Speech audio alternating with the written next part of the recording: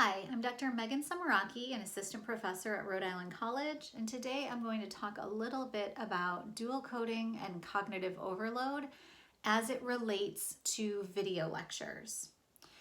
So, dual coding is this idea that combining visuals and verbal information can be really good.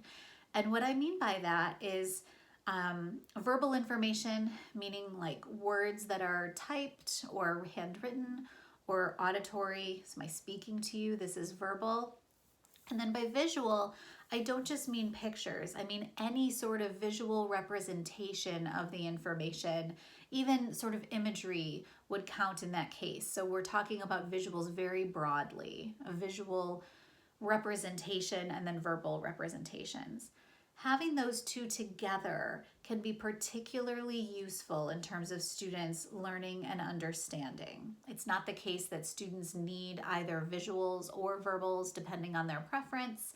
That's the idea of learning styles. We've talked a lot about that in the past on learningscientists.org. But instead, it's that we all sort of benefit from this combination. But there can be too much of a good thing. And I'm sure you've all seen videos that have been produced that have a lot of information thrown at you all at once. There's maybe text on the screen and someone's talking. They're talking very quickly. It's not conversational. And then there's pictures popping up and everything's sort of going really fast. Those videos are not designed to have people remember and sort of learn and remember all of that content. They might be designed to sort of grab and sustain someone's attention for a period of time with the hope that they'll just get a nugget of information out of them or sort of get something out of it.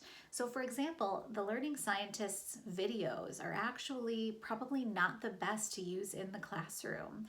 They do go fast and we talk quickly because we needed to be able to sustain attention. And there is a lot of kind of flashy stuff popping up. The goal in creating those videos was to create something that we could put on YouTube to try to grab students' attention and expose them to something that they maybe wouldn't have been exposed to otherwise. The hope was that if they were used in the classroom, that they would be paired with the posters with a teacher's explanation and the PowerPoints where the students would walk through it a little more slowly and a little more intentionally. So when we're creating video lectures for students, maybe because it's a hybrid course or we're moving to all online, something along those lines. When we're talking about video lectures, we are not just trying to grab the student's attention and hold on to it at the sake of everything else. Obviously, we want the students to pay attention and we want them to get something out of it, and maybe the beginning can kind of grab them, but ultimately when we're describing the important information, it's really important to slow down and think about the representations we're putting out there and how much students can process at once. So if there's a lot of text on the screen and then you are reading it into the video, that might overload the students. Just read it, take the text off, or put the text up there and stop and pause and give the students long enough to read it on their own. They're probably more likely to listen if you just say it and maybe then put it up so that they have access to it later, or put that into a PDF. That's just sort of my own intuition, and you can kind of judge what you think would be best for your students. But if you're putting up text and then you're reading, and then you're ad-lib describing, that's going to be a lot of verbal information for the students to process. What I like to do is create PDFs of the text if I think they need it, but I like to put up images or visual representations of the information and then talk through it. It's also important to go very slowly so that the students can follow. They certainly can stop and pause the video, they can rewind, but not all students are great at recognizing that they are not fully comprehending or that they're not going to be able to explain this later. And sometimes it is tough to figure out how far back to go. It can be a little bit disruptive. So as you're walking students through, think about pace. Try to go a little more slowly than the urge that you feel while you're recording the video, especially because recording these videos, even if you're used to being up in front of classes talking for long periods of time, it can feel a little different, and we tend to speed up a little bit, or at least I do.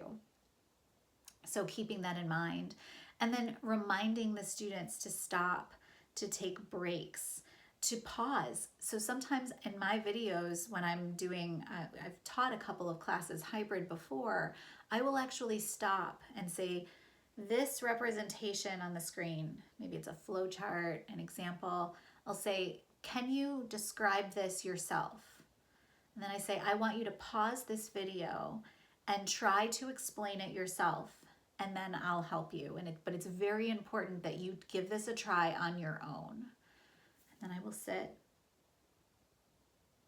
a little uncomfortably for a second, hoping that they pause, hoping that they stop. Some of them might not, but the idea is to keep reminding them. And then I'll go through the example, and then I'll say, if you're still confused or if you're struggling, go back, listen to the explanation again, and just repeatedly reminding them to stop, to slow down, to go back, and keeping the videos from being horribly long.